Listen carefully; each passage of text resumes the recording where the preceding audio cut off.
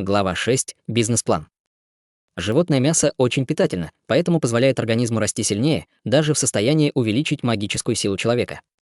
Чтобы приготовить это мясо, нужно кое-что знать и уметь, поэтому абы кто не приготовит правильно. Впрочем, даже опытные не едят мясо в большом количестве, смертельно опасно, однако Чутянь смог это преодолеть своими штучками. Точно, идея пришла в голову Мэн Ин. Никогда в жизни она не чувствовала себя настолько решительной. Она почувствовала предпринимательскую жилку в себе. Раньше это было невозможно.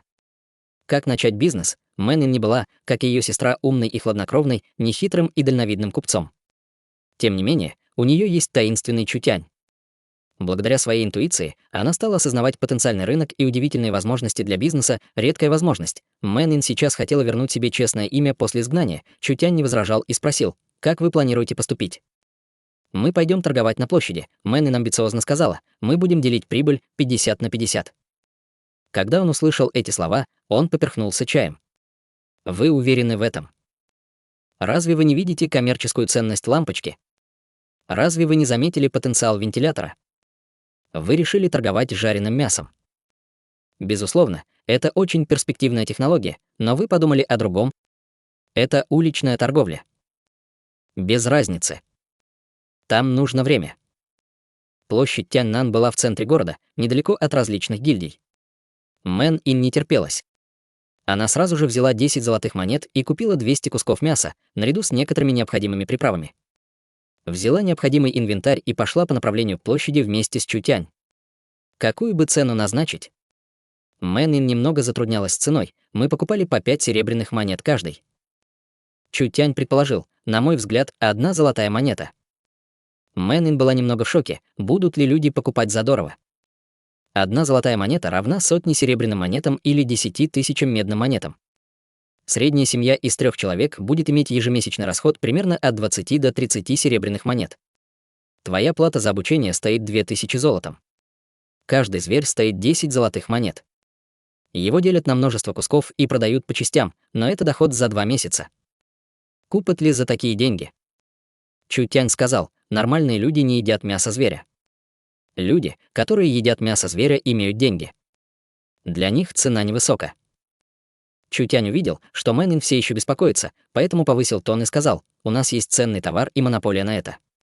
Если у нас не будет инвестиций, мы прогорим. Не забудь половину мне отдать. Площадь Тяньнан. Высокие пальмы возвышались, как столбы по обе стороны дороги. Каждая пальма была с огромными плодами. Этот вид пальмы был назван солнечным. Их плоды могли поглощать свет в течение дня, а затем испускать его в течение ночи, освещая всю дорогу.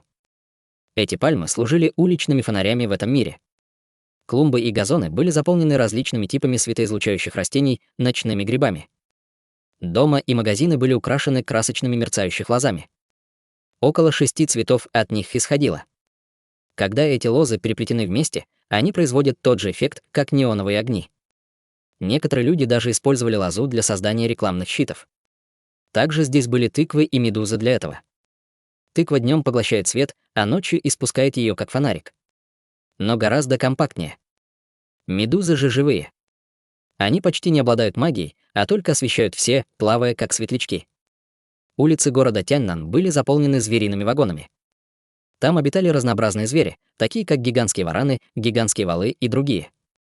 Все это напоминало какой-то мистический район. Таков был городской ночной пейзаж. Мэн Ин пришла поздно. Все лучшие места для установки палатки были уже заняты. Торопитесь. Торопитесь. Спешите. Я создал чудо. Вам электрический свет. В тот момент лампочка загорелась, она привлекла к себе внимание многих прохожих. Свет был очень ярким и стабильным по сравнению с биологическими лампами или хрустальными светильниками. Тем не менее, люди просто не могли понять, что это было. Мэн Ин носила длинную рубашку и длинные брюки, она повязала фартук и надела маску. Она была немного нервная. Однако нужно было действовать: продажа мяса яка. Вкусное и питательное за 1 золотую монету. Мэн Ин прокричала это несколько раз. Лампочки должны были привлекать внимание к мясу. Мэн Ин стала замечать ужасное. Даже несмотря на такое количество окружающих людей, никто не покупал ничего. Мэнин стала немного тревожной из-за этого. Не говори мне, что я ничего не продам. Это было бы моим провалом. Что такого особенного в мясе? Мужчина средних лет, одетый в шлем, снесший длинный меч и лук на спине, подошел и спросил. Чутянь тут же сказал, вам, как первому клиенту, все полагается бесплатно. Правда? Тогда давайте. Этот человек был наемником, который только что вернулся с миссии. Наемники, как правило, никогда не были при деньгах. Так что, когда он увидел, что кто-то продает мясо, он, скорее всего, спросил из любопытства. В конце концов, он никогда не видел, наверное, такого раньше. Пришел на бесплатную еду. Чутянь посмотрел на Мэн Ин. «Хорошо, пожалуйста, подождите». Мэн Ин достала еду и передала наемнику. Наемник сначала подозрительно отнесся к еде, но постепенно осмелел и решился. Наемник вырезал небольшой кусок мяса и аккуратно положил его в рот. Наемник немедленно сморщил лоб. Ин подумала, что наемнику не понравилось. Тем временем наемник продолжал жевать. Потом вдруг стал быстрее и быстрее есть, проглотил и воскликнул: «Хорошо. Хорошо. Хорошо». Наемник встал и вытер рот. Он громко рассмеялся. «Это мясо отлично, хороших стоит денег». Мэнин была рада, услышав эти слова. «Спасибо». Несмотря на то, что пока не было никакой прибыли, выиграть признание людей было также важным. Наемник вынул 3 золотые монеты. Что-то так вкусно, что я должен принести моей жене и ребенку. Дайте 3. Нам это удалось. Это была не только первая в жизни сделка для Ин, которая создала ей репутацию, но и первые деньги. Мэнин почти подпрыгнула от волнения, когда получила деньги. 3 золотые монеты появились, словно она 2 недели лазала на галере. Она захотела обнять Чу. Интересно, какова еда на вкус. Ван Лаоши, видимо, понравилось.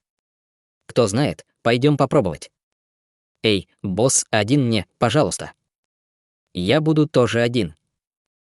Реакция наемника привлекла внимание многих людей. Сразу же появились люди, одетые, как наемники, идущие, чтобы попробовать стейк. Результат получился на удивление хорошим. Этот небольшой бизнес пошел, не имея ни одного клиента и большой популярности. Мэн Ин и Чутянь стали суетиться. Вкусно. Это прекрасный вкус. 1, пожалуйста. Очень вкусно. Я должен сказать ребятам в полку, чтобы они могли прийти все попробовать. Эй, босс. Давайте сюда почаще приходить. Блестящие золотые монеты прибывали. Мэн Ин счастливо улыбалась. Ведь никогда в жизни она не была такой радостной. Она обрела деньги, которые сотрут ее позор, большинство клиентов были наемниками. Наемники имеют тенденцию быть очень откровенным и щедрыми, когда дело доходит до счетов. Чутянь подготовила 3 сковороды заранее, но этого было недостаточно. Слишком мало сковородок и много заказов. Они уже продали более 100 стиков за 2 часа, Чутянь и Мэн Ин устали. Мэн Ин решила отдохнуть и купила напитки в соседней лавке. Она передала один из них Чутянь. Наш бизнес настолько хорош, что мы не успеваем. Мы определенно должны нанять больше людей, чтобы увеличить наши доходы. Верно мыслишь. Чутянь вытер голову грязным полотенцем и выпил глоток ледяной жидкости и сказал: если наш бизнес двигается, то мы должны вкладывать больше. Нам надо зарегистрировать нашу собственную марку или открыть ресторан, чтобы сделать наш бренд более популярным. Мэн Ин кивнула. Верно, верно. Так, а затем открыть ресторан. Я буду слушаться вас. После того, как она накопит 2000 монет, она вложит их так, что сестра будет ей гордиться, правильно. Это верно. Если она будет работать вместе с Чу, то он, скорее всего, откроет двери для них, чтобы обеспечить перспективное будущее.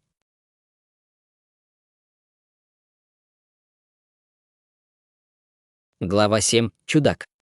Бизнес пошел в гору. Мэн Ин держала тяжелый кошелек в руке. Сегодня, несмотря на то, что они не получили самое лучшее место, у них вышла довольно крупная сумма денег. Когда девушка собиралась уже закрываться, она услышала возглас нескольких наемников. «Ах, ваше мясо не свежее. Я только что съел 2 куска, а теперь мой живот разрывает. Это мясо, безусловно, странное, вы должны дать нам ясное объяснение». 4 клиента, одетые в кожаные доспехи, стояли перед ней. Среди них был один с рукой полностью покрытой татуировкой, вероятно, их лидер. У него было крупное тело с отвратительным лицом. С одного взгляда можно сказать, что он не был хорошим человеком. Мэн Ин, боясь, что это повлияет на их бизнес, сразу начала говорить: «Наши ингредиенты все очень свежие, невозможно иного. Стук. Полностью татуированный человек стучал по столу. Мне плевать, но из-за вас мой брат отравился. Это правда. Вы знаете, что наш брат Лонг? Другой бандит встал и крикнул очень высокомерно: если наш старший брат скажет, вы летите отсюда. Лонг имеет силу 3-го ранга совершенного тела. У него богатый боевой опыт. Однако, вероятно, он решил нажиться. Девушка не хотела проблем на свою голову. Она хотела денег, но надо и им платить. Мэнин вежливо сказала: мы здесь впервые, не знаем правила. Если есть что-то, пожалуйста, сообщите нам об этом. Ха. Этот птенец уже отказался от сопротивления. Это означает, что она, вероятно, не имеет большой опыт. Вы очень разумны. Компенсируйте 1000 золотых и по рукам. Мы гарантируем, что не будет проблем теперь. Лицо Мэн-Ин резко изменилось. Вы, ребята, просто шантажируют нас. Откуда у нас 1000 золотых монет? На самом деле, я не хотел такого. Брат долго смотрел на Мэн-Ин с большим интересом. Его слова: тогда как насчет того, что вы просто прийти и провести ночь с нами? Остальные бандиты также начали смеяться. Ха-ха, брат Лонг, вы слишком щедры. Я точно знаю. Самая дорогая леди даже до города Тяньнан не будет стоить 1000 золотых за ночь. С учетом сказанного, эта птенец не стоит и половины. У нее большая грудь и веселый, но не более. Несмотря на то, что она носила маску, можно было еще видеть, что ее кожа была тонкая и нежная. Она была редкой красавицей. Однако ее образ резко оборвался. Ребята, вы зашли слишком далеко. Я собираюсь стражи. Ха-ха-ха-ха. Сначала игра, затем отчет. Кто посмеет сказать? Несколько головорезов бессовестно смеялись. Только идиот может сказать что-то подобное так наивно. Местная банда уже подкупили всех. Чу решил вмешаться. Ох, ты парень, цыпленок. Чутянь не сказал ни одного слова с самого начала. Однако он был слабее. Один из бандитов сказал: позвольте мне сказать, что ваша женщина привлекла интерес брата Лонга, он хочет занять ее в течение ночи. Это ваша честь, что брат Лонг хочет играть с вашей женщиной. Вы должны знать, что хорошо для вас, или же. Хоп, Чутянь взмахнул правой рукой, сильная стихия от магического массива сожгла лицо бандита до волдырей. Затем удар в пах. Ахаха. Я закончил, действительно все закончил. Упал на землю и болезненно катался на полу. Его одна рука накрыла лицо, в то время как другая его рука держала его разбитые яйца. Паника и отчаяние. Все были ошеломлены. Этот парень безжалостный, так атаковать без звука. Все, кто подойдет к моим ребятам, умрет. Убей его. Бандиты скрутили бедного Чу. Подождите. Мэн испуганно сказала: отпусти его, я буду платить 1000 золотых, слишком поздно. Сегодня мы убьем его. Один из головорезов спрыгнул на землю. Они были гораздо сильнее, чем Чу. Они занесли удар, Чу более не дышал. Нет. Мэн-Ин вскрикнула. Чутянь не издал ни звука. Однако вдруг Чу встал и начал быстро атаковать врагов. Ах! Бандит упал на землю с криками. Чутянь бил бандита и сломал нос. В то же время еще один бандит ткнул нож в сторону Чутянь. Чутянь ловко уклонился. Проклятие. Умри. Противники закружились в танце смерти. Каждый из них хорошо сражался. Однако Чу явно был мастером, ловко лавируя как с цветка. Бандит упал на землю, его лицо позеленел, он дернулся и закричал, держа пах обеими руками. Большое количество крови и вонючей жидкости вытекло. Оказалось, что, несмотря на свои навыки нож, он не мог избежать той же участи, постигшей остальных. Боже! Атаки этого ребенка слишком безжалостны. Чутянь был в состоянии одолеть соперников несколько раз сильнее, чем он с легкостью. Казалось, Чу прошел сотни боев. Впечатляюще, лицо Мэн-Ин стал красным от волнения. Хороший удар. Ну, поставить на его место. Все были восхищены, другие бандиты злобно рычали, только Тянь пожал плечами. Я могу. Вдруг Лонг начал атаковать. Снова пляски смерти, Чу едва уворачивался. Ха-ха-ха, слишком медленно. Умри. Брат Лонг полностью выпустил свою магическую силу. Он неустанно атаковал, создавая меч-ауру. Чу, однако, медленно действовал почему-то. Боже. Это гиперфор. Крик одного человека привлек внимание людей. Это редкое сочетание природных способностей и высокого мастерства. Таких людей можно по пальцам пересчитать. Откуда у него этот дар? Тогда неудивительно, почему он так медлит, он знает наперед. Меня не волнует, кто ты. Сдохни. Брат продолжал бороться независимо от способностей Чутянь. Он проревел отчаянно и выпустил свою максимальную магическую силу. Длинный меч слабо светился, мгновенно удваивая свою скорость. Вдруг испуганное выражение лица головореза «Стоп!». Хруст шеи, глаза его закатились. «Чутянь, как вы могли бы его убить? Когда вы убиваете, вы должны быть готовы убить». Чу продолжал. Более того, если такого рода подонки жили, много людей бы пострадало. Он заслужил. Такого рода люди заслуживают того, чтобы быть убитым. Это верно. Он заслужил.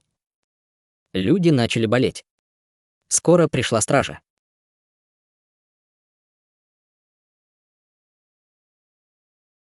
Глава 8. Вам не жить. Капитан стражи был зол. Брат Лонг был только небольшой местный бандит, но живой он приносил неплохой доход. Кто его убил? Выходи. Все глаза уставились на Чутянь. Капитан гвардии сердито сказал: «Хорошо. Убийство людей в центре улицы, где закон? Это преступление. Пойдем со мной». Мэнин встал на Чутянь. Они первые начали, и все это видели. Кто видел его? Капитан гвардии обернулся и указал на несколько человек. Вы? Вы? Или ты? Кто видел, что это была самооборона, выйти вперед и дать показания? Толпа перешептывалась, но никто не смел говорить. Один из бандитов, которого Чутянь избил изо всех сил, пронзительно закричал: «Капитан!» Мы были обижены. Мы были обижены. Капитан фыркнул и сказал: «Покажи наглеца». Бандиты посмотрели на Чутянь с ненавистью и сказали, плача: «Мы только пришли, чтобы поесть, но кто знал, что эти двое будут пытаться бить нас?» Наш босс только пытался прийти и обсудить это с ними, но они воспользовались и его убили. Кто поверит? Мэнин почти взорвалась. Это полная чушь. Бандит опустился на колени на землю с хлюпающим носом, плача, сказал: «Я прошу вас, сэр, поддержать справедливость. Хорошо, ситуация сейчас очень ясная для меня». Капитан махнул рукой. Эти двое теперь подозреваемые в ограблении и убийстве. Немедленно сопроводить заключенного в тюрьму. Охранники и местные бандиты были замешаны. Ин крикнула: «Мы не будем с вами вести дела. Вы, ребята, просто бандиты». Капитан гвардии насмешливо: «Разбой, нападение, убийство и теперь сопротивление при аресте. А это все уголовные преступления. Никто не может спасти вас. Вперед! Арестуйте их». Нормальные охранники все третьего ранга силы совершенного тела. Хотя Чутянь имеет свою гиперловкость в то время, несколько врагов по-прежнему есть. Не только это, капитан даже сильнее, чем другие. Здесь просто нет никакого способа для Чутянь, чтобы справиться со всеми из них и дать отпор. В это время голос внутри толпы крикнул: «Вы разрушаете город. Будете драться со мной. Кто хочет умереть?» Капитан гвардии пришел в ярость. Кто сказал: «Выходи, если осмелишься»? Сразу после того, как он это сказал, девушка в красном вышла из толпы. У нее были гладкие белые бедра, длинные сапоги на высоком каблуке, красный водопад волос. Красота, подобная огню. Нангунь Юн слегка покачала головой. «Вы даже не знаете, кто я, а все же вы решитесь похвастаться передо мной. Я думаю, вы один ищете смерть».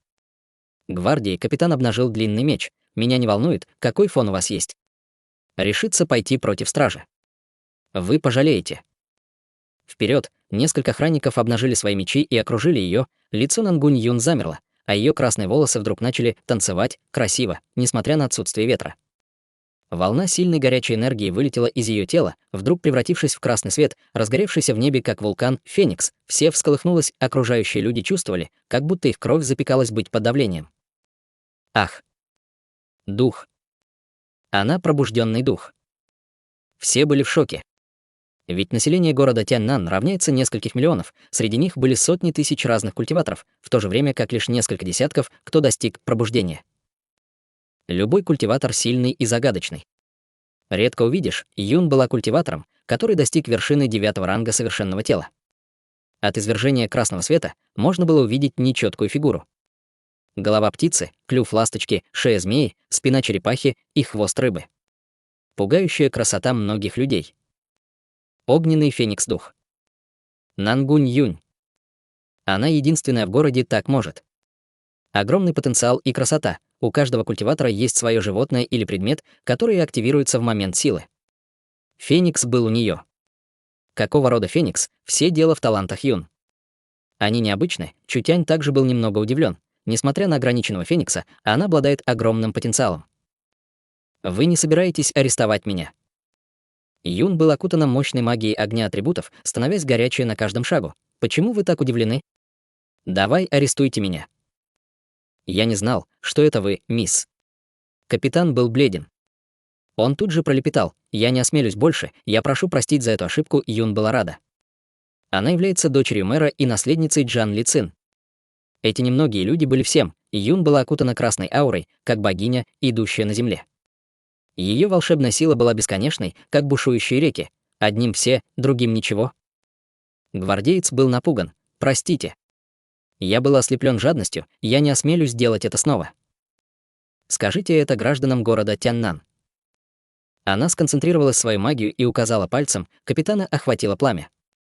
Через несколько секунд остались одни головешки, слишком крепкий, это сила 9-го ранга, только это небольшое количество магии было достаточно, чтобы отправить дрожь по спине людей. Если ее дух были полностью пробудиться, то о какой мощной существовании будет ли она? Нангунь-юнь снял свою магию и посмотрел на остальных охранников. Вы все выполненные злые дела вместе и не могут быть прощены. Уничтожить культивацию и выйти из города Тяньнан. Разрушение культивирования. Как безжалостным, это полностью за это время, другие оценили свой возможный исход. СПА. Благодарю вас за милость. Мы оставим. Мы выйдем немедленно. Охранники понуро поддерживали друг друга и быстро ушли. Головорезы не давали проходу обычным людям. Население ликовало. Мэнин уже знала, что Юн была сильная, но чтобы настолько, Мэнин быстро подошла. «Старшая сестра-ученица, откуда же ты здесь?» Она повела себя как ни в чем не бывало. Я слышала, что были некоторые вкусные стейки здесь, так что я хотела приехать и попробовать их. Теперь, когда я убрала парней для вас, вы не собираетесь угостить меня. Мэнин кивнула. Хорошо. Пожалуйста, подождите. Хриплый голос. Я также хочу один. Когда Мэн-ин увидела его, она чуть не потеряла его. «Мастер Чжан, как же вы пришли?» Старик был очень известен в городе из-за своей силы и власти. Чжан Ли Цин был не дурак и знал, на что Мэн-ин была способна. Он все еще помнил провал с заданием. Мастер посмотрел на Чу. Через несколько минут Мэн-ин раздавала стейки. Юн вырезала небольшой кусок и положила его в рот. Ее глаза сияли, как яркие звезды. Да, это вкусно. Чжан Ли Цин не был обеспокоен вкусом стейка, но вместо этого сосредоточился на массиве на вершине и спросил: «Как вы это придумали?» Чутянь прямо сказал: «Ешь, старик, не спрашивайте так много». Мэн-ин быстро ударила Чу её плечом и скрытно подмигнула ему. «Что ты говоришь? Разве вы не знаете, кто он?» Чутянь сказал с отвращением: «Люди должны быть искренними. Я презираю тех людей, которые дутые». Мэн-ин почувствовала, что ее маленькое сердце не могло вынести больше. Чжан Ли Цин был человеком другого кроя. Чутянь осмелился открыто оскорбить его, он не боялся смерти. Судя по силе Чжан Ли Цин, пальца достаточно, чтобы мгновенно убить его дюжину раз. «Извините, извините. Это коммерческая тайна. Нельзя говорить». Чжан Ли Цин не сердился. Чу был загадочен. Это было неслыханно. Этот человек, скорее всего, пришел из влиятельной семьи или был преемником скрытой секты, пришедшей в этот маленький город, чтобы набраться опыта. Город Тяньнан не мог позволить себе обидеть такую большую силу, поскольку чревато самоуничтожением. Мэн-ин чувствовал легкое головокружение. Была ли ошибка? Человек-мастер уровень опустился, чтобы сделать запрос от ребенка, который еще не выращенного волоса еще. Нангунь-юнь встала и сказала: «Малыш, нужно все прояснить. Старик богат и может сделать вас знаменитым». Чутянь отверг: «У меня нет времени». Чжан Ли Цин спокойно сказал: «Я могу подождать. Когда у вас будет время, мы можем говорить об этом». Мэн-ин очень хотела ругать Чутянь. Может, это шанс? Покровительство знакомства с влиятельными людьми. Чутянь покачал головой. При всем уважении, нет времени. Мэн-ин ахнула, глаза Нынгунь округлились. Хотя Чутянь не принял приглашение Чжан Ли Цин, его беспокоило многое.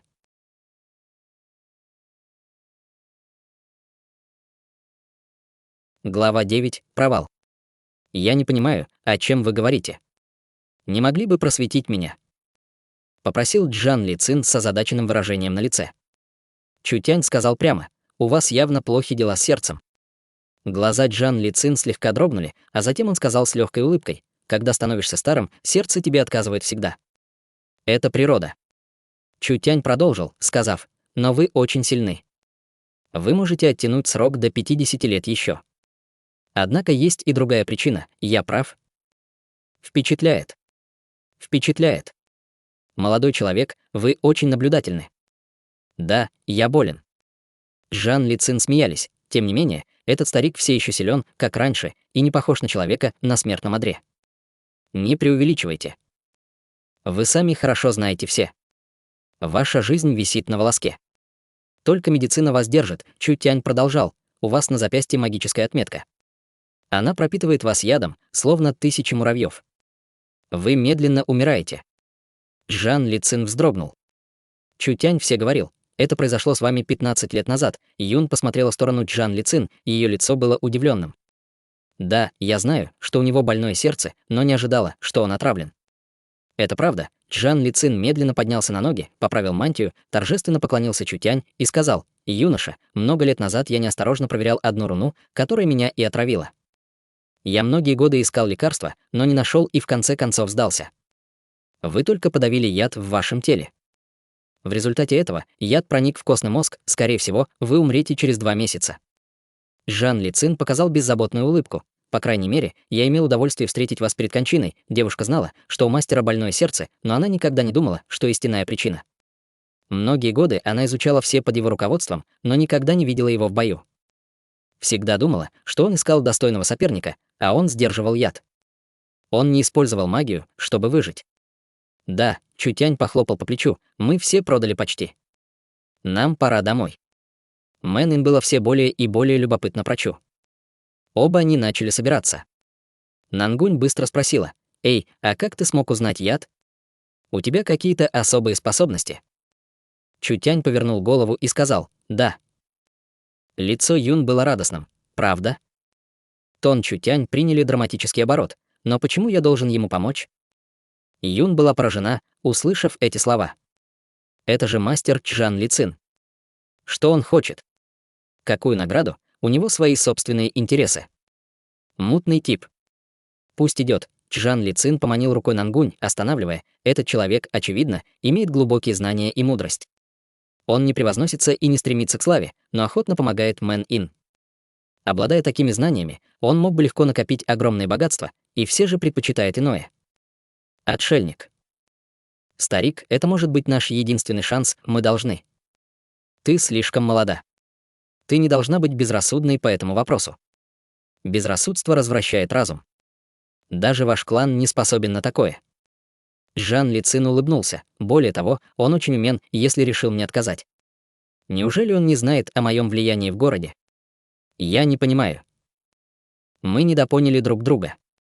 Он недоволен тем, что Мэн я изгнал, и Юн возразила. Это недоразумение, Жан Ли Цин продолжал. Да и потом, он хотел показать, что только он способен меня вылечить, чтобы гарантировать себе безопасность и иммунитет. Юн поняла.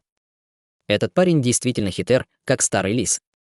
Мэн не выдержала и спросила: «Чутянь, вы действительно можете спасти мастера?» «Конечно могу. Сложно ли его спасти?» «Нет. Тогда почему ты не хочешь его спасти?» Чутянь продолжил. «Почему вы так озабочены? Он не собирается внезапно умереть, давайте просто оставим». Мэн Ин потеряла дар речи. Она просто не могла понять Чутянь. Чутянь вдруг вспомнил что-то и тут же сказал прямо: «Сколько мы заработали сегодня? Нам пора бы разделить прибыль». Мэн Ин вынула кошелек и высыпали горсть золотых монет. Затем она начала считать монеты одну за другой. Мы только за 3 часа получили 140 золотых монет. В соответствии с соглашением, вот ваша доля — 70 золотых монет. Мэн Ин быстро передала половину золотых монет без каких-либо колебаний. Деньги, которые мы заработали в этот вечер, равны годовому среднему заработку. В первый день бизнеса не было недостаточного количества людей под рукой, ни сырья, ни опыта. Таким образом, поток дохода был ограничен. Если бы нам удалось построить солидную репутацию, мы могли бы расшириться за счет открытия новых лавок. Сотни золотых бы нам копейками казались. Тогда бы у нас было полно золотых монет каждый месяц, не будет конкуренции, не будет проблем с расширением. Клану удалось открыть 8 магазинов, которые приносят доход до 30 тысяч золотых монет каждый месяц с чистой прибылью в размере около 10 тысяч золотых монет. Если лучше работать, то и их обгоним. Мэнин подумала, что если сестра узнает об этом, она будет рада или нет. Подождите. Зачем? Теперь, когда я есть деньги, я хочу что-то купить. Мэнин сказала, не задумываясь, я тоже. Чутянь с вопросом, почему вы хотите пойти? Мэнин моргнула, потому что мне интересно. В прошлом кто-то сказал Чутянь, что если женщина проявляет большой интерес к чему-то, то значит здесь что-то не так. И надо действовать двумя способами. Первый способ — убить ее. Второй способ — спать с ней. Город Тяннан, особняк мэра. Мужчина средних лет в пурпурном халате сидел перед столом. Сидел мрачнее тучи. Даже не нужно видеть, как он зол, чтобы ощутить его мощь и опасность, исходящую от него. Его брови были на уровне свитка в руке. Он был мэром города Тяннан, мэр был самым влиятельным человеком в городе. Ситуация в городе определялась его положением пограничный город. Здесь есть бандиты, звери и другие расы. Любой из них сам по себе способен вызвать проблемы у города. Кроме того, было много необъяснимых загадочных событий, происходящих в этой области. Все это вызывало у самого мэра много неприятностей. Однако его дочь едва не заставила его посидеть. Ах, дверь в комнату была выбита, оба охранника не решились встать на пути. «Знаешь, что я привезла?» Юн пнула дверь, вторгаясь в комнату. Вечера Юи закрыл свиток с неохотой. «Чего тебе?» «Эй, что ты говоришь?» «Пашешь глубокой ночи голодным». Нангун Юн открыла сумку и достала все его содержимое. Ваше любимое вино, вкусная рыба на гриле с южной части города, травяная каша из западной части города. И, наконец, самое удивительное, супер необыкновенно вкусный лунный стейк из яка, вкус божественный. Мэр посмотрел на стейк. Почему половины не хватает? Девушка покраснела и сказала, «А что, если кто-то пытался причинить вам вред? Как ваша дочь, я должна попробовать на яд. Это надо так или иначе попробовать». Ют отрезал небольшой кусок и положил его в рот. Он закрыл глаза и осторожно попробовал мясо. Юи был удивлен. Это мясо мягкое и нежное, сочное. Никогда не пробовал подобного. «Где вы купили это?» «Сколько?» Девушка произнесла, «Не беспокойтесь, там много еще есть». «Немного надо». Юи продолжал, «Сколько?» Юн сказала, даже не думая, 50 тысяч золотом. Юи чуть не задохнулся. «Сколько?» 50 тысяч золотых. Ваша дочь хочет инвестировать в большой проект.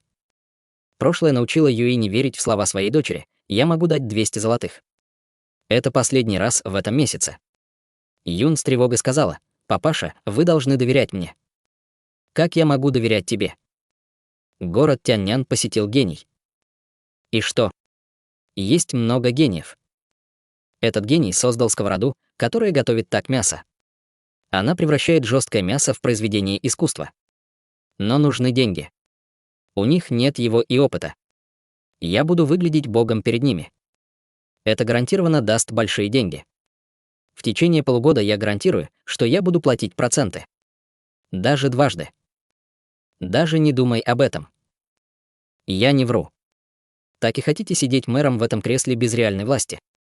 Поверьте мне, мы будем богатыми через год или два, а затем эти снобы из семейного клана будут лизать наши ноги. Рот Юн стал сухим. Нангунь продолжал решительно отвергать идею. Дура. Стой. Дурачки. Просто подождите и пожалеете об этом. Нангунь Юн выбежала из комнаты. Ее настроение упало быстрее, чем падает страница в книге. Юи чувствовал себя беспомощным перед ней. Дочь не дочь, но существует предел озорству. Мэрия не может позволить себе такие траты. Юи не понимал, где он просчитался.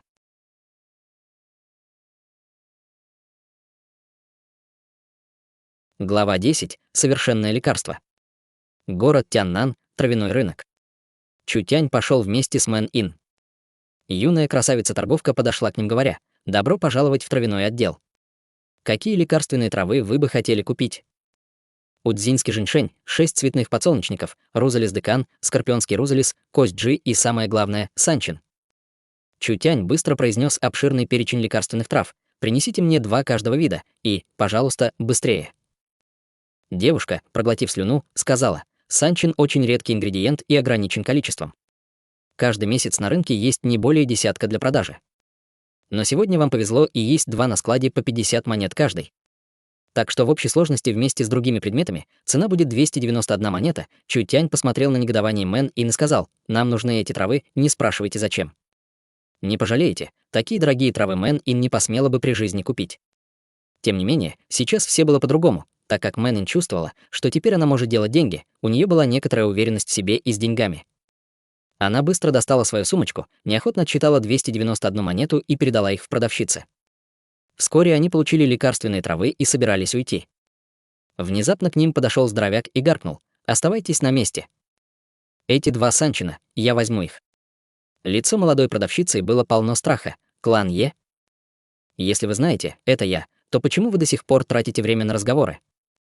Это был дворецкий клана Е, хозяин экспериментирует. Но если что-то пойдет не так без ингредиентов? Девушка бросила смущенный взгляд на Чутянь, но гости уже заплатили деньги, в соответствии с правилами, я не имею права вернуть себе проданный товар. Б. Дворецкий смачно ударил по лицу девушку и сказал: «Иди к черту с вашими правилами. Убирайся отсюда. Никогда не возвращайся в будущем. На выход». Закрыв опухшее лицо, молодая продавщица упала на колени и закричала: «Я очень сожалею, я очень извиняюсь, пожалуйста, простите меня. Я не могу жить без этой работы, я прошу господина пощадить меня. Убирайся отсюда немедленно». Прокричал он и устремил взор на Чутянь. Когда он увидел Чутянь в потертой одежде, которая еще и грязной была, он презрительно сказал: «Мальчик, ты дубина или глухой? Разве ты не слышал, что мне нужен Санчин? Я дам вам 80 золотых монет».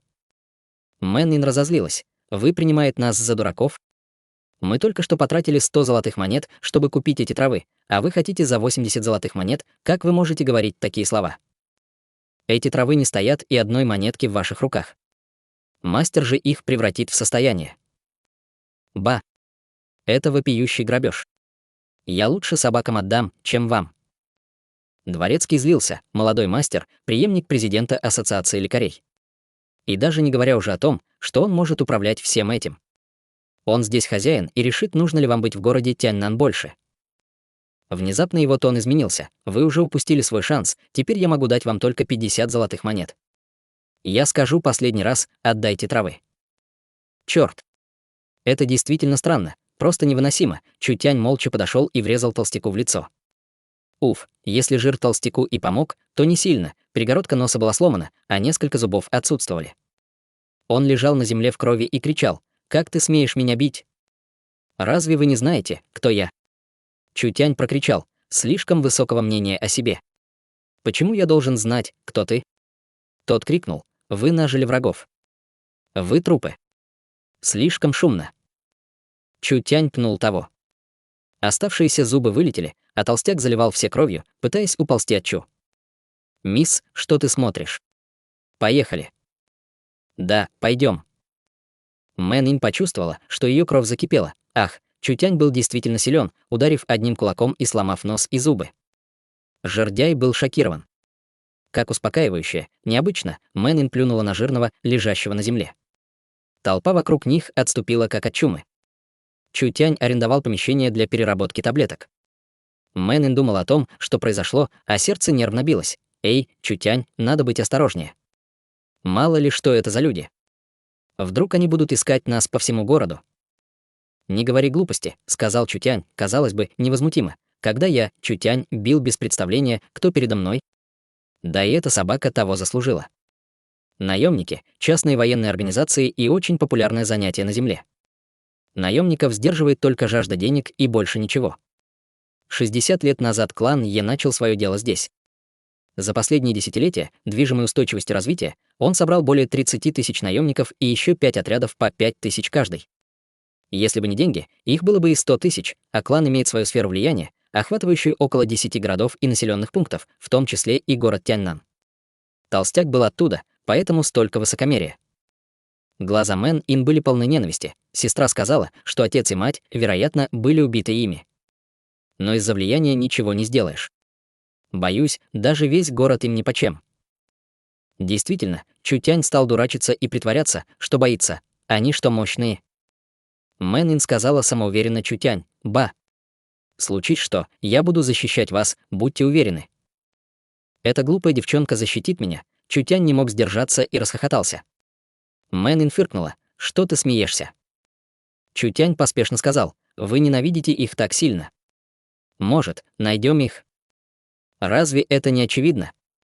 Хорошо, я помогу тебе. Как вы можете мне помочь? Не волнуйтесь, придет время, будете знать. По жердяю можно понять и мастера». Чу часто видел таких людей и часто их убивал. Обычные лакеи, которые подтирают за всеми зад. Высокомерный, как и его хозяин. Он будет готов помочь юной Инь в ее месте. На 40 квадратных метрах стояла печь, были ямы огня, фармацевтические инструменты и добывающие инструменты, а также все одноразовое и сырье. Чутянь кивнул головой. «Это нормально, немного лучше, чем я думал. Давайте начнем переработку лекарства тогда». Мэнин спросил: «Зелья или таблетки?» Зелья и таблетки — совершенно разные вещи. Зелья нужны для быстрого эффекта. Например, зелья маны, силы, противоядия, восстановления. Очень много надо для них. Таблетки же рассчитаны на долговременный эффект, долголетие, наращивание мышц, интеллект. Они при частом употреблении теряют свои свойства. Но намного эффективнее. Таблетки будем делать. Чутянь приостановился на мгновение, а затем продолжил: «Я буду готовить магический массив, а вы несете ответственность за переработку». Мэнин была в шоке. Материалы очень дороги, а я в этом ничего не понимаю. Чутянь объяснил: изучение переработки таблеток имеет 4 основных требования. Первый — волшебный массив, второй — материалы, третий — инструменты, четвертый — метод. Из них волшебный массив является наиболее важным. Он компенсирует все остальное. Я не могу за этим следить, не так силен. Мэнин чуть не потеряла сознание, я даже не знаю самого простого. Какая магия чистоты? А тепловой контроль? Какие методы для таблетки? Слишком сложно. Не волнуйся, у меня есть особые вещества, которые будут контролировать соотношение всего. Даже дурак справится. Мэнин чувствовала, что в голове лава. Я не знаю много. Не смей. Даже при таких возможностях можно создать совершенно разные. Формулы были в открытом доступе для людей, однако без знания всей кухни никто не сможет ничего создать сколь-нибудь ценного. Нынешние исследования о массивах говорят, что ни один из существующих не дает 100% гарантии действия правильно. Есть куча побочных эффектов. Массив неконтролируем, и это железный закон. Возможно ли его нарушить? Мэнин ждала с нетерпением. Все шло очень быстро, нарушая законы логики. Мэнин сидела, обхватив колени. Она хотела спать. Слюнка пошла изо рта, пока глаза смыкались. Это выглядело очень мило. Немного задремала. Через несколько минут Мэн Инчу ее встряхнул. «А? Как же я засыпаю?» Чутянь показал: «Смотрите». Перед ней было огромное количество рисованных рун. Десятки и сотни тысяч рун походили на Млечный Путь. Это что-то особенное. Они никогда подобного не видела. Какой массив это был? Весь массив был так сложен, как тысячи муравьев со своими линиями и изгибами. Красота. Но это имело и опасности ошибки. Если будет хоть одна ошибка, то ничего не будет работать. Мэнин искренне сказала: создатель явно не человек. Столько знать. Всеобщего образования еще не было в это время. В период времени, где жил Чутянь, цивилизация была высокоразвитой и процветающей. Из всех великих изобретений величайшее изобретение было, без сомнения, суперкомпьютер, сделанный из волшебного массива. Эти суперкомпьютеры имели вычислительные мощности в миллиарды раз больше, чем человеческий мозг. Он станет мощным двигателем для ускоренного роста цивилизации. Магия и все вещества десятилетиями исследовались им, прежде чем он стал таким. После этого континент прыгнул в техническом прогрессе. Почти в одну ночь более 80% лекарственных средств стали кучей мусора, ибо компьютер стал лечить почти все. В глазах людей того времени это было просто знание богов.